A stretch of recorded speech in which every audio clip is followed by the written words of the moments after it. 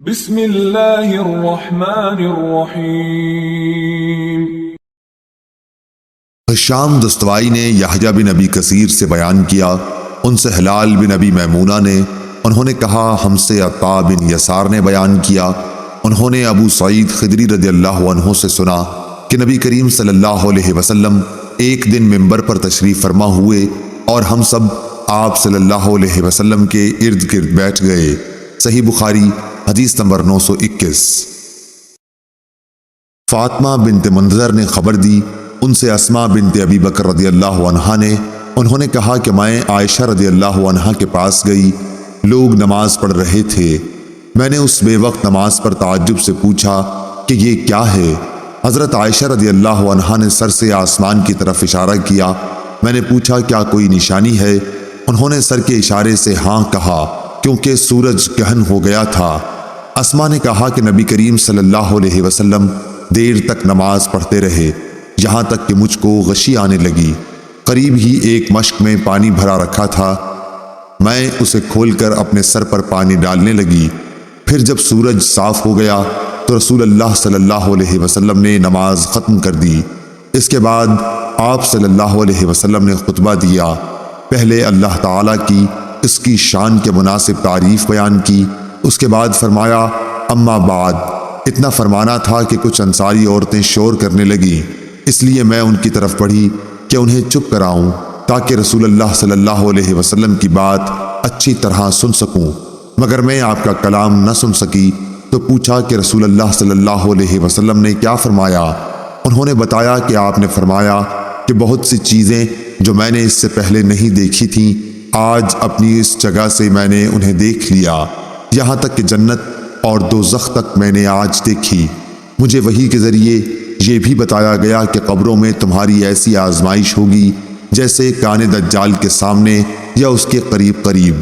تم میں سے ہر ایک کے پاس فرشتہ آئے گا اور پوچھے گا کہ تو اس شخص کے بارے میں کیا اعتقاد رکھتا تھا، مومن یا یہ کہا کہ یقین والا؟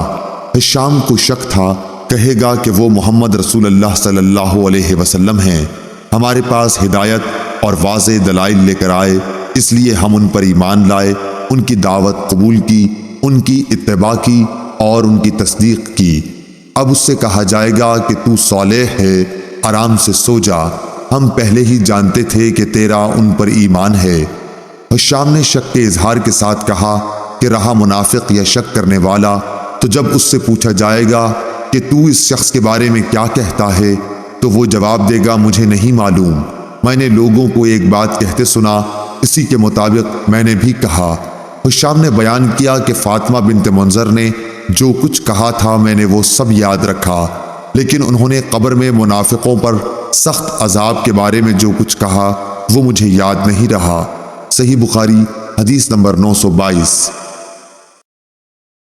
ابو عاصم نے جریر بن حازم سے بیان کیا، انہوں نے کہا کہ میں نے امام حسن بصری سے سنا، انہوں نے بیان کیا کہ ہم نے عمرو بن تغلب رضی اللہ عنہ سے سنا کہ رسول اللہ صلی اللہ علیہ وسلم کے پاس کچھ مال آیا یا کوئی چیز آئی، آپ نے بعض صحابہ کو اس سے عطا کیا اور بعض کو کچھ نہیں دیا، پھر آپ صلی اللہ علیہ وسلم کو معلوم ہوا کہ جن لوگوں کو آپ نے نہیں دیا تھا انہیں اس کا رنج ہوا، اس لیے آپ صلی اللہ علیہ وسلم نے اللہ کی حمد و تعریف کی، پھر فرمایا اما بعد، خدا کی قسم میں بعض لوگوں کو دیتا ہوں اور بعض کو نہیں دیتا، لیکن میں جس کو نہیں دیتا وہ میرے نزدیک ان سے زیادہ محبوب ہیں جن کو میں دیتا ہوں۔ میں تو ان لوگوں کو دیتا ہوں جن کے دلوں میں بے صبری اور لالچ پاتا ہوں، لیکن جن کے دل اللہ تعالیٰ نے خیر اور بے نیاز بنائے ہیں میں ان پر بھروسہ کرتا ہوں۔ عمرو بن تغلب بھی انہی لوگوں میں سے ہیں۔ خدا کی قسم میرے لیے رسول اللہ صلی اللہ علیہ وسلم کا یہ کلمہ سرخ اونٹوں سے زیادہ محبوب ہے۔ صحیح بخاری حدیث نمبر 923۔ ابن شہاب نے کہا کہ مجھے عروہ نے خبر دی کہ حضرت عائشہ رضی اللہ عنہا نے انہیں خبر دی کہ رسول اللہ صلی اللہ علیہ وسلم نے رات کے وقت اٹھ کر مسجد میں نماز پڑھی اور چند صحابہ بھی آپ کی اقتداء میں نماز پڑھنے کھڑے ہو گئے۔ صبح کو ان صحابہ رضوان اللہ علیہم نے دوسرے لوگوں سے اس کا ذکر کیا، چنانچہ دوسرے دن اس سے بھی زیادہ جمع ہو گئے اور آپ کے پیچھے نماز پڑھی۔ دوسری صبح کو اس کا چرچا اور زیادہ ہوا۔ پھر کیا تھا، تیسری رات بڑی تعداد میں لوگ جمع ہو گئے، اور جب رسول اللہ صلی اللہ علیہ وسلم اٹھے تو صحابہ رضی اللہ عنہم نے آپ کے پیچھے نماز شروع کر دی۔ چوتھی رات جو آئی تو مسجد میں نمازیوں کی کثرت سے تل رکھنے کی بھی جگہ نہیں تھی، لیکن آج رات نبی کریم صلی اللہ علیہ وسلم نے یہ نماز نہ پڑھائی، اور فجر کی نماز کے بعد لوگوں سے فرمایا، پہلے آپ صلی اللہ علیہ وسلم نے کلمہ شہادت پڑھا، پھر فرمایا، اما بعد، مجھے تمہاری اس حاضری سے کوئی ڈر نہیں، لیکن میں اس بات سے ڈرا کہ کہیں یہ نماز تم پر فرض نہ کر دی جائے، پھر تم سے یہ ادا نہ ہو سکے۔ اس روایت کی مطابقت یونس نے کی ہے۔ صحیح بخاری حدیث نمبر 924۔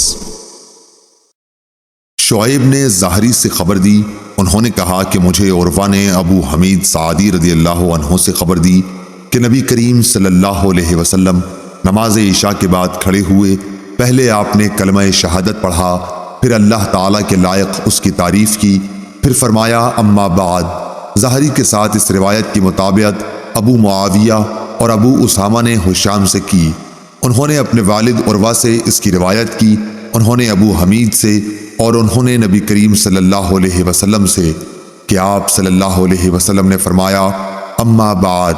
اور ابو الیمان کے ساتھ اس حدیث کو محمد بن یحییٰ نے بھی سفیان سے روایت کیا، اس میں صرف اما بعد ہے۔ صحیح بخاری حدیث نمبر 925۔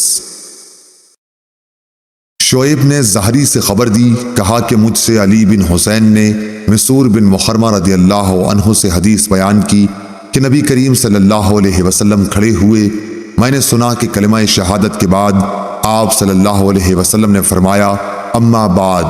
شعیب کے ساتھ اس روایت کی مطابقت محمد بن ولید زبیدی نے زہری سے کی ہے۔ صحیح بخاری حدیث نمبر 926۔ اکرمہ نے ابن عباس رضی اللہ عنہ کے واسطے سے بیان کیا، انہوں نے کہا کہ نبی کریم صلی اللہ علیہ وسلم ممبر پر تشریف لائے، ممبر پر یہ آپ صلی اللہ علیہ وسلم کی آخری بیٹھک تھی۔ آپ صلی اللہ علیہ وسلم دونوں شانوں سے چادر لپیٹے ہوئے تھے اور سر مبارک پر ایک پٹی باندھ رکھی تھی۔ آپ نے حمد و ثنا کے بعد فرمایا، لوگوں میری بات سنو۔ چنانچہ لوگ آپ صلی اللہ علیہ وسلم کی طرف کلام مبارک سننے کے لیے متوجہ ہو گئے۔ پھر آپ صلی اللہ علیہ وسلم نے فرمایا، اما بعد، یہ قبیلہ انصار کے لوگ آنے والے دور میں تعداد میں بہت کم ہو جائیں گے، پس محمد صلی اللہ علیہ وسلم کی امت کا جو شخص بھی حاکم ہو اور اسے نفع و نقصان پہنچانے کی طاقت ہو تو انصار کے نیک لوگوں کی نیکی قبول کرے اور ان کے برے کی برائی سے درگزر کرے۔